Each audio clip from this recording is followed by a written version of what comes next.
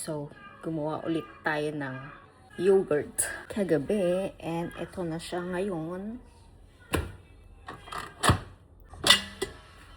Ta-da! Look! So, 3 liters ng milk ang ginawa natin kagabi.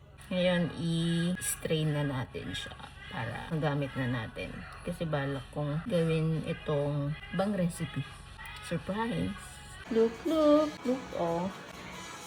Oh, ha?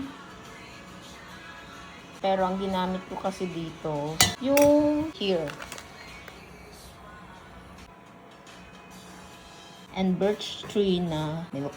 3 liters ng water, tapos 500 grams na birch tree na powdered milk.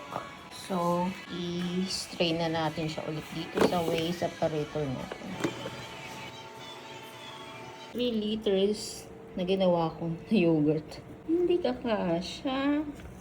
And ang dami ko nang naipon na whey. Ayan, nilagay ko na dyan kasi umaapaw na. So, tingnan natin kung aabot. Napupuno na eh. At marami pa doon sa lalagyan. Tapos, gumagawa ako ng dough for pita bread. Mamaya, gawin natin to. I-knead natin mamaya. Wala pang 1 hour eh. See, marami pa siya. Siguro ano pa to, 1 liter. Nasa instant pot.